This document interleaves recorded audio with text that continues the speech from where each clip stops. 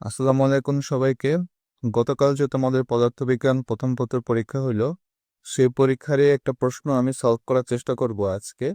তো গতকালকে এই প্রশ্নটা নিয়ে অনলাইনে অনেক কথাবার্তা হয়েছে যে এই প্রশ্নের যে গ নাম্বার সেটাতে উপযুক্ত ইনফরমেশন দেওয়া নেই সলভ করার জন্য। হ্যাঁ, সেটা সত্য, কিন্তু এটা যে ঘ নাম্বারটা ছিল সেটা আসলে সঠিক ছিল।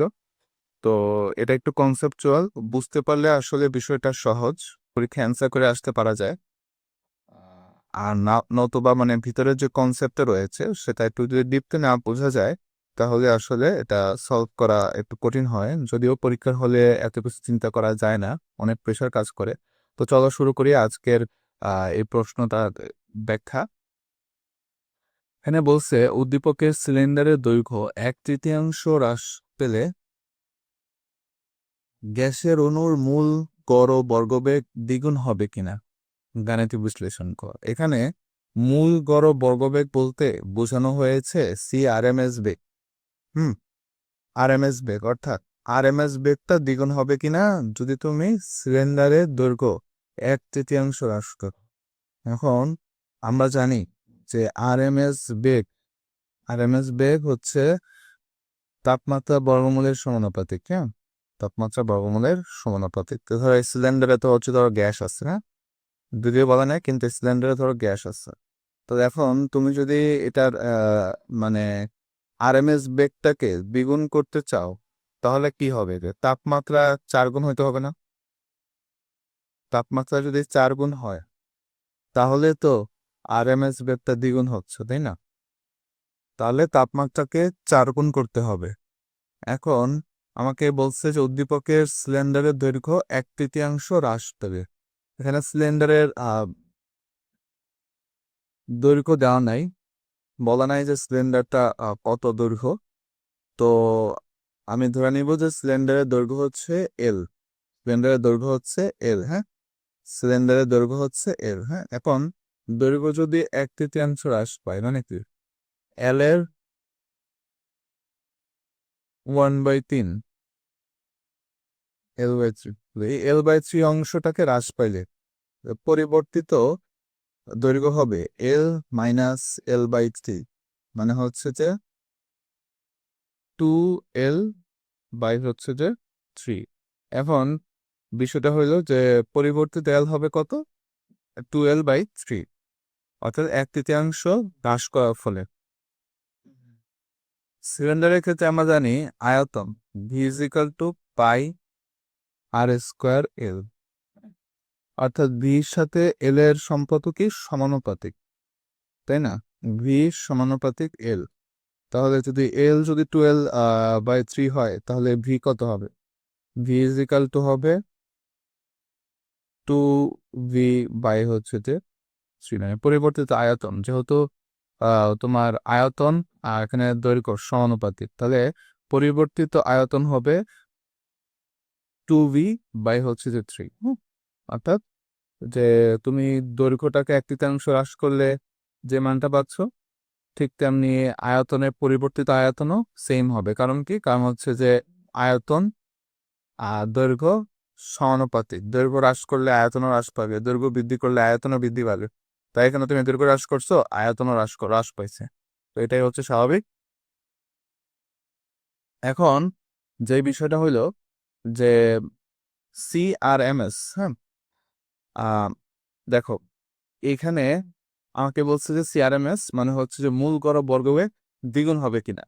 তাহলে এই যে ধরো এই সিলিন্ডারটা, হ্যাঁ, সিলিন্ডারটাকে যে তুমি দৈর্ঘ্য 1/3 হ্রাস করছো, তো দৈর্ঘ্যটা আসলে কিভাবে হ্রাস পায়?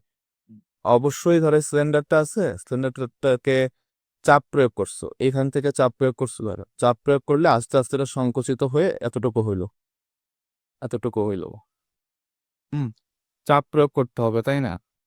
চাপ না প্রয়োগ করলে কি এই সিলিন্ডারটা কোনো দৈর্ঘ্য হ্রাস পাবে? তো হ্রাস পাবে না।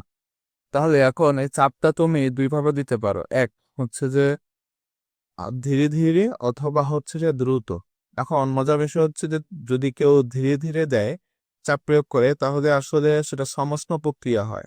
আর সমষ্ণ প্রক্রিয়া তো তাপমাত্রার পরিবর্তন হয় না, যদি আমরা তাপমাত্রা নিয়ে কাজ করতেছে। কিন্তু রুদ্ধতাপীয় প্রক্রিয়ায় যেটা হচ্ছে দ্রুত প্রক্রিয়া, সেই প্রক্রিয়ায় তাপমাত্রার পরিবর্তন হয়।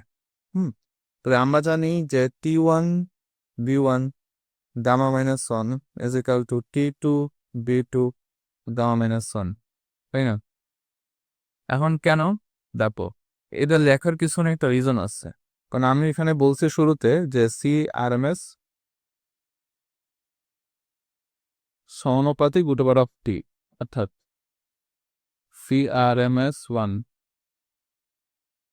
বাই ধরো CRMS 2 is equal to T1 by হচ্ছে যে T2 √।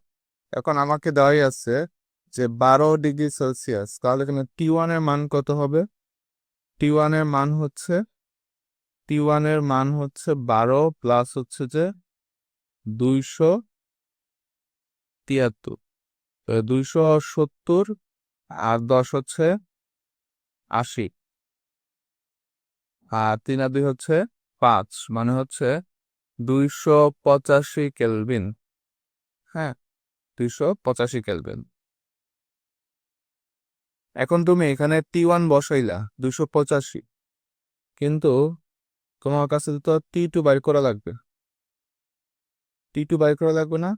T2 না বাইর করলে তুমি দেখতে পারবা যে মূল গড় বর্গকে দ্বিগুণ হবে কিনা। তো আমার এখানে T2 মান লাগতেছে। তো এখন যে তাই আর কি আমরা এই সম্পর্কটা আনছি যে T1 V1 gamma minus 1 V2 gamma minus 1। এখানে আমার V জানা আছে আর T লাগবে, তবে T এর সাথে V এর একটা রিলেশন আছে T1 V1 gamma minus 1 T2 V2 gamma minus 1। যেহেতু এটা রুদ্ধতাপীয় প্রক্রিয়ার ক্ষেত্রে আমি হিসাব করতেছি, হ্যাঁ, সমষ্ণ প্রক্রিয়া কিন্তু হবে না।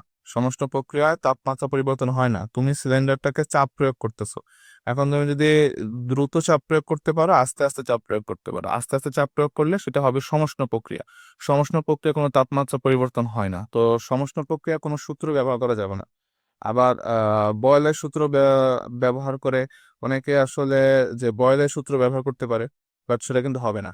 এখানে রুদ্ধতাপীয় প্রক্রিয়া ব্যবহার করতে হবে, কারণ রুদ্ধতাপীয় প্রক্রিয়া তোমার তাপমাত্রা পরিবর্তন হয়, তাপমাত্রা চেঞ্জ হয়। তো আমার কিন্তু যে পরিবর্তিত তাপমাত্রাটা বের করতে হবে, হ্যাঁ। তাহলে এখন দেখো যে T1 যদি এখানে লিখলাম T1 by T2 is equal to B2 পাই হচ্ছে যে V1 গামা মাইনাস 1। এখন কোশ্চেন হলো যে আমার কাছে বাই করা লাগবে T2 বাই হচ্ছে T1 is equal to V1 by হচ্ছে যে V2 gamma minus 1। T2 is equal to V1 by হচ্ছে যে V2 গামা মাইনাস 1 ইন্টু হচ্ছে যে T1। তাহলে আমাকে এখানে V1 V2 মান বসাইতে হবে। তো দেখো, এটা হচ্ছে যে ধরো V1 ছিল, আর এটা হবে যে পরিবর্তিত আয়তন কত, 2V/3, 2V1 বাই হচ্ছে 3। আর দেখো, এটা হচ্ছে যে নাইট্রোজেন দেওয়া আছে, নাইট্রোজেন হচ্ছে দ্বিপরমাণবিক। দ্বিপরমাণবিক হচ্ছে গামা মান কত, 1.4 মাইনাস 1। তাহলে এই যে V1 কাটাকাটি চলে যায়, তাহলে মান থাকে 1.176। ওকে, এখন হ্যাঁ, এখানে তুমি T1 এর মানও বসাবা। T1 এর মান হচ্ছে 285 কেলভিন।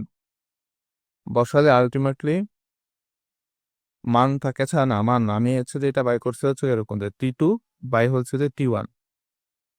হ্যাঁ, T2 বাই হচ্ছে যে T1, এটা বাদ দাও। তুমি T2 by T1 is equal to V1 by V2 gamma minus 1, তাহলে অ্যান্সার আসো 1.176।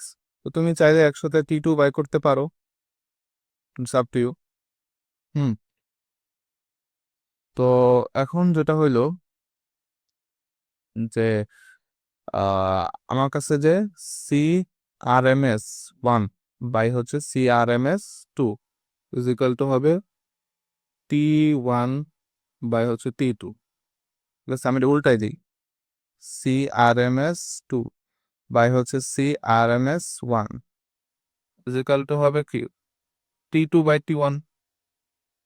যে আমি যে মান পাইছি T2 by T1 is equal two 1.76। তুমি আসলে T1টা গুণ করে দিতে পারো, তাহলে T1 T2 এর সাথে, T2 এর মানের সাথে এই ধরো T1টা গুণ দিতে পারো, মানে ধরো এই যে এই 1.76 এর সাথে 285 গুণ করতে পারো, তাহলে তুমি ডাইরেক্ট T2 মান পাচ্ছ, যার ফলে তুমি এখানে T2 এর মানটা বসাও করতে পারো, সেভাবেও করা যায়। তো আমি এইভাবে করলাম যে T2/T1 is equal two V1/V2 gamma minus 1। তাহলে আমি V1 এর মান বসাইলাম, V2 এর মান বসাইলাম, গামার মান 1.4 মাইনাস 1, তাহলে আসতেছে এই টোটাল এই এতটুকুর মান হচ্ছে 1.176। এখন যেটা হইলো যে T2/T1, ঠিক আছে, তাহলে T2/T1 কত আসছে? 1.176, রুট ওভার অফ 1.176। এবার তাহলে এই রুট ওভার অফ 1.176 এটার মান আসতেছে কত? রুট করলে তোমরা দেখবে ক্যালকুলেটরে আসতেছে 1.084। তাহলে অতএব বলা যায় যে CRMS2 is equal two 1.084 into CRMS1, অর্থাৎ আহ, যে পরিবর্তিত যে আরএমএস বেগ কখনোই আসলে দ্বিগুণ হবে না, বুঝছো? তো হচ্ছে যে আনসার হবে এটাই, যে আরএমএস বেগ কখনোই দ্বিগুণ হবে না, 1.0 মানে 1 গুণ হবে, 1.084 হবে। তা আসলে বোঝাই যায়, মানে একটু থিওরিটিক্যালি বোঝা যায়, যেহেতু আসলে এখানে আমাকে বলছে যে যদি আরএমএস বেগটা আমাকে দ্বিগুণ করতে হয়, তাহলে তাপমাত্রা আমার 4 গুণ করতে হবে। হ্যাঁ, তাপমাত্রা আসলে 4 গুণ করতে হবে। আর ধরো তুমি রুদ্রতাপীয় প্রক্রিয়া, যে মানে চাপ প্রয়োগ করতেছো, চাপ প্রয়োগ করলে তো তাপমাত্রা পরিবর্তন হয়, কিন্তু দ্বিগুণ পরিবর্তন হয়, এত বেশি হিউজ পরিমাণের পরিবর্তনটা আসলে হয় না, খুবই অল্প পরিমাণের পরিবর্তন হয়। তাহলে বোঝা গেল যে পরিবর্তিত যে আরএমএস বেগ সেটা কখনোই দ্বিগুণ হবে না, 1.084 গুণ হবে। ঠিক আছে, তো এটাই ছিল অ্যান্সার। আশা করি বুঝতে পারছো। তো কার কার হচ্ছে যে অ্যান্সারটা মিলছে বা আসছে, কমেন্ট করে জানাইতে পারো। তো বাই বাই।